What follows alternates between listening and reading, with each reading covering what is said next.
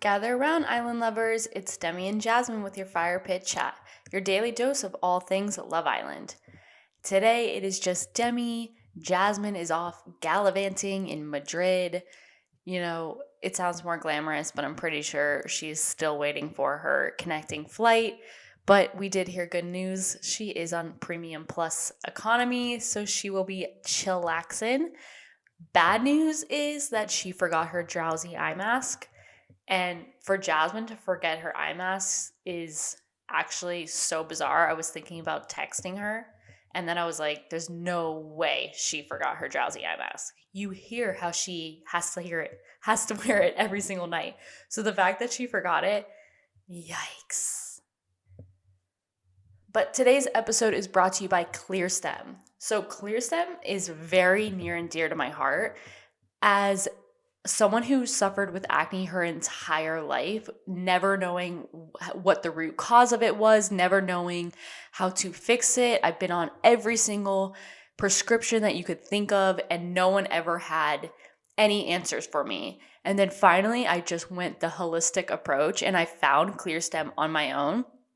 And I really fell in love with the founders. There's two female founders. Their skin looks amazing and they had such bad cystic acne.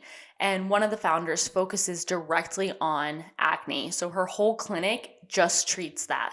And by just diving in and doing a little bit of research, I realized so many things were triggering my acne, and that they're like, even we didn't have an idea of why we were breaking out. So they created ClearStem, and ClearStem is so amazing because people like us who, yes, it doesn't matter when you're 20 something years old, but when you start getting into your late 20s, early 30s, you start getting wrinkles and you start getting fine lines. And you can't have, in the market, you can't have anti-aging products because usually those products caused acne. So their whole point of their business of ClearStem is to create products that don't break you out and don't age you. So they're anti-acne and anti-aging. I use the face wash, the vitamin scrub. The Cell Renew is a game changer. I had a friend who was breaking out and she honestly came to me. She's like, how did your skin get so clear? If I showed you guys before pics, you would actually die. So the fact that I now can be on the other side of a before and after pic is pretty dope. But anyway, I use everything. The Cell Renew serum is my number one. I do use the no Botox serum during the day, but if there's one product that I would highly recommend, it is the Cell Renew. And what's awesome is our code FIREPITCHAT is usually 15% off, but today until July 6th, it is 24% off. That is insane. I'm going to be restocking everything up. Sunscreen, I also use every single day because it's the only sunscreen that doesn't clog your pores. Anyway, this podcast is not about ClearStem, but I feel like I never really actually get to talk about how much I love this brand and how much it really changed my skin. And the fact that I can go on the pod or in public without makeup is truly because of ClearStem. So go to clearstemskincare.com, use code FIREPITCHAT today until July 6th. You will get 24% off your order. That is so sick. Okay, so episode 24 of Love Island, season 10. This really was kind of the first slow episode, but I guess we kind of needed it. Every single episode has been filled with insane drama. So I guess to do us all a favor, we could use a nice slow day. But it is getting me worried that because they're doing all these dates and trying to get us to believe all these couples are in such strong couples, maybe Casa is right around the corner. Who knows? I just hope it holds off so that I can have my partner in crime back.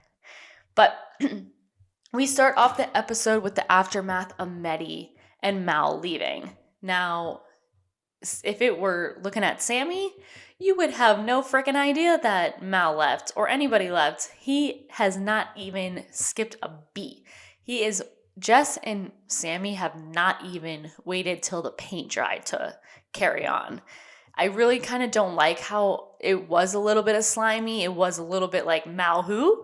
Um, and I mean, show a little bit of sadness that you're upset she's gone. But with Whitney and Maddie, I did really feel for Whitney when she started bawling. You can tell she held back a lot of emotion. So when she started crying, it was super real. I think she kind of realized that, wow, I'm now in this Love Island journey with no other prospects. So I think that took her behind, like by surprise, and kind of like started from square one, I guess. And so Sammy and Jess have that talk by the fireplace. I think he says his head scrambled, but it's clearly, I don't know, I guess they're just right back at it. And Montel and Leah are cozy and cute. We saw a lot of them today. I actually really like them. I know they don't really give much and they're kind of boring, but I just feel like they truly are into each other. I think their energies match. So I really don't have much to say with that. And then I did see when they were all going to sleep that Zack and Katie were kissing in bed. I was so shocked at that. I guess because the kissing challenge cracked that can open, that maybe that was the thing that got them able to kiss in bed.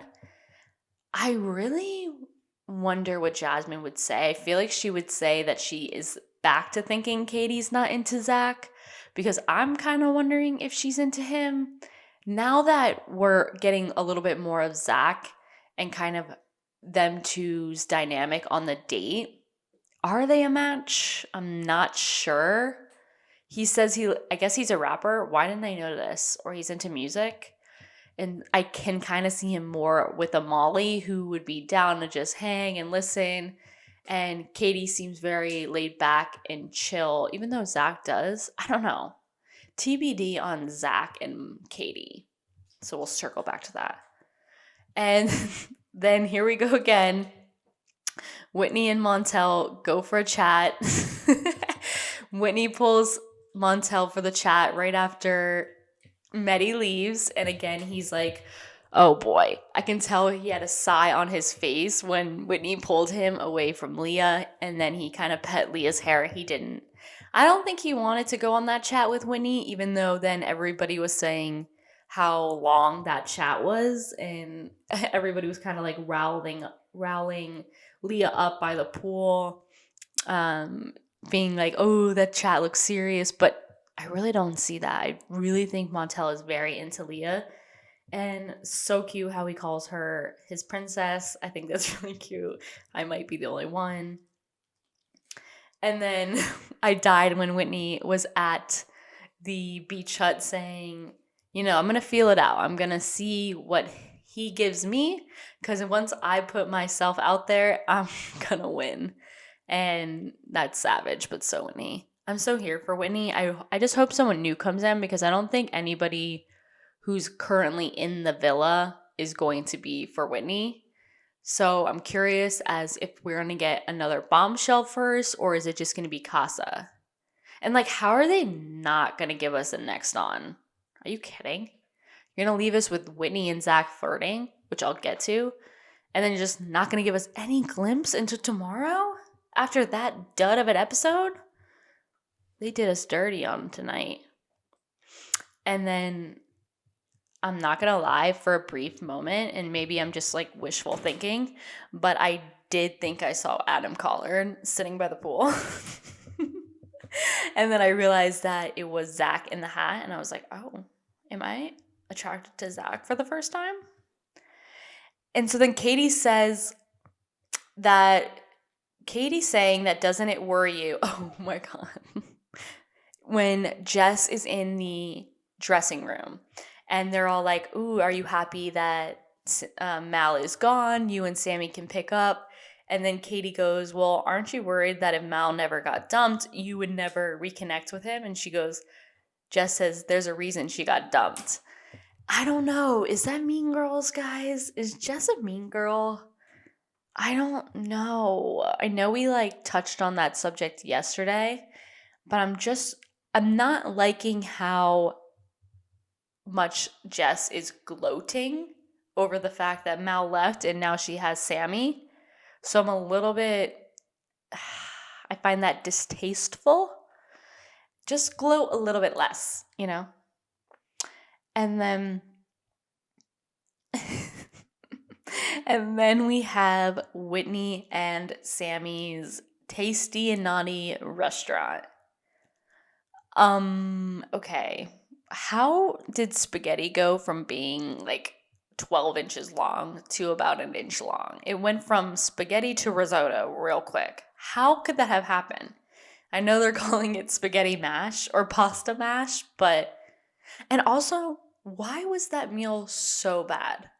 Because it looked good, one. And two, how could somebody go wrong with just like pasta and butter? I don't know what the other stuff was. I'm guessing it was like bolognese or something like that. They said mince, but how could that be bad? And also, did they not eat dinner before that? Because no one really ate. So aren't you like starving? These are the questions like that I wish I knew. I wish I could just be inside the villa for like one day just to figure out how it all moves. And the dates were actually really cute. Katie and Zack were cute at first. And then funny about the age thing. And then Zack's like, we're going to put a stop to that. If we ever get in a fight, you're not ever bringing up my age. And I can't tell if Katie likes Zack. Guys, what do we think? Do we think she likes him? Or is it the only guy in the villa right now that's even remotely for her? I'm so confused at that. Because even Zack is confused. So now Zack doesn't feel it. And everyone's like, you're tripping, you're thinking it too hard. And he's like, no, I'm not. And then he goes and has that convo with Whitney, which was actually like really flirty, which confused me because I just don't know anymore. These Islanders, man, they are just unhinged. Whitney is going balls to the wall. Zack was definitely entertaining it. So did they leave us on the cliffhanger to think that something was going to happen with Whitney and Zack? But Zack is bouncing around because what is Zack's type? Because how do you go from Molly to Katie to Whitney? Well, first from Catherine to Molly. You know what I'm saying? How? Weird. And then we have Scott and Catherine, which is so cute. Honestly, Catherine is the most genuine person. She's so happy to be there. She's just this bright light that I feel I'm so happy someone is appreciating her. So Scott better not do anything. But I don't, again, he asked how they were in their relationship and Catherine talked, but I would have loved to hear if Scott talked. Because then sometimes his facial expressions are kind of blah. And I'm like, are you into it? Are you not? I don't know. Why am I so worried about Scott and Catherine? I'm just trying to protect Catherine at all costs. Ty and Ella. Okay. So they're very cute. They look very good together. But then the comment of Ty saying, do you think your head will turn? And Ella's like, well, we're closed off, so why would my head turn? And that is a good point. Like, why would he even ask that? Does he even know what the word closed off means? I feel like he was trying to find the best medium of not committing, but pleasing Ella enough to stay, that he settled at closed off. And I think it's very loose term in a loose boundary in his mind that I don't know if he thinks it's as serious as Ella thinks. But even Ella was like, if you want to be a fuckboy, then be a fuckboy somewhere else. And you guys, I don't know.